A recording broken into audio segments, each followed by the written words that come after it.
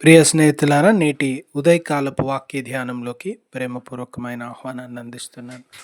ప్రార్థించుదాము. కృపగల ప్రభువా, దయగల తండ్రి, వాక్యం ద్వారా మాట్లాడుతూ మమ్మల్ని బలపరచమని మా ప్రభు రక్షకుడైన యేసయ్య నామంలో అడిగి వేడుకుంటున్నాం తండ్రి. ఆమెన్. ప్రియ సహోదరి సహోదరులారా, నేటి ఉదయకాలము అపోస్తుల కార్యములు 18వ అధ్యాయంలో తరువాయి భాగంలోని విషయాల్ని మనం ధ్యానించనై ఉన్నాం. నేటి ఉదయకాలము అపోజిడైనటువంటి పౌలు గారు కొరింథులో సంవత్సరంన్నర జరిగించిన పరిచర్య ముగించుకొని తిరిగి వారు అంతియోకయ సంఘానికి బయలుదేరి వెళ్తున్నారు.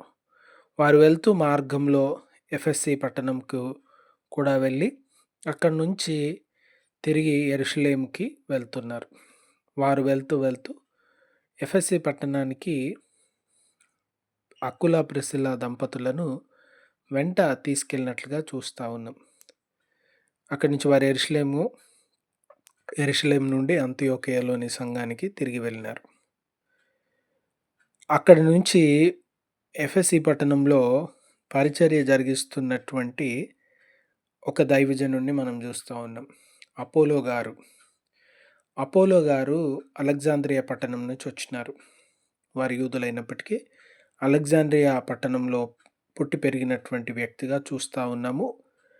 వారు యెరూషలేంలో యూదయలో లేరు గనుక వారు బయట సువార్త విని నమ్మి విశ్వసించి గొప్ప పరిచర్య చేస్తున్నట్లుగా చూస్తూ ఉన్నాం. వారు పాత నిబంధనలో లేఖనములలో వారికి ప్రజ్ఞ ఉన్నట్టుగా చూస్తూ ఉన్నాం. వారికి మంచి జ్ఞానం ఉన్నట్టుగా, పట్టున్న వ్యక్తిగా ఇక్కడ చూస్తూ ఉన్నాం. రెండవ విషయాన్ని, అపోలో గారు మంచి ప్రసంగికులు, మంచి వాగ్దాటి కలిగినటువంటి వారు. వాక్యం వింటున్నటువంటి వారికి, ఆయన ప్రసంగాలు వింటున్న వారిని యేసు ప్రభుల వారు దేవుడని ఒప్పించగలిగినటువంటి వారు. ఆయన ఎఫెసు పట్టణంలో వాక్యం ప్రకటిస్తూ సువార్త చెప్తూ ఆయనతో తర్కిస్తున్నటువంటి వారు, ఆయనతో వాదిస్తున్న వారందరికీ యేసు ప్రభుల వారు మెస్సయ్య అని, ఆయన అభిషిక్తుడని, దేవుని కుమారుడని వారందరినీ ఒప్పిస్తూ వాక్యం ద్వారా మాట్లాడుతున్నారు. అయితే అపోలో గారు యోహాను బాప్తిస్మం మాత్రమే ఆయనకు తెలుసు. యేసు ప్రభుల వారి నామంలో బాప్తిస్మము, యేసు ప్రభుల వారు తెలియజేసినటువంటి బాప్తిస్మ విధానాన్ని ఆయన గుర్తెరగలేదు. ఈ విషయము అకుల ప్రిసిల్ల దంపతులు గమనించి ఆయన్ని వారింటికి పిలిచి ఆతిథ్యం ఇచ్చి ప్రేమతో ఈ విషయాలు ఆయనకు తెలియజేస్తూ ఉన్నారు. నేటి దినాల్లో ఒకరికి సలహా ఇవ్వడానికి, ఒకరికి మేలు చేయడానికి, ఒకరిని సరి చేయడానికి అకుల ప్రిసిల్ల దంపతులు వాడిన విధానాన్ని చూడాలి. ఇది ప్రేమతో జరిగిస్తూ జాగ్రత్తగా వారు ఈ పరిచర్యలో ఉన్నటువంటి అపోలో గారిని ప్రేమించినారు కనుక వారి మీద విమర్శలు, వారి మీద బహిరంగంగా ఏదైనా చేసి ఆయన్ని ఇబ్బంది పెట్టి కష్టపెట్టలేదు. నీకు సగం తెలుసు ఆయన నన్ను విమర్శించలేదు, లేకపోతే నువ్వు చెప్పేది తప్పు అని ఆయన్ని 10 మందిలో చులకన చేయలేదు, నీ పద్ధతి బాగాలేదనో, లేకపోతే ఇంకేది రకమైనటువంటి బహిరంగకరమైనటువంటి విమర్శ చేయకుండా ఆయన్ని ప్రేమించినారు.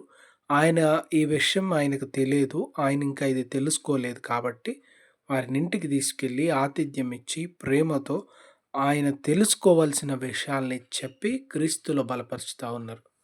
స్నేహితులారా, క్రైస్తవ ఆధ్యాత్మిక జీవితంలో ప్రేమకు స్థానం ఉంది.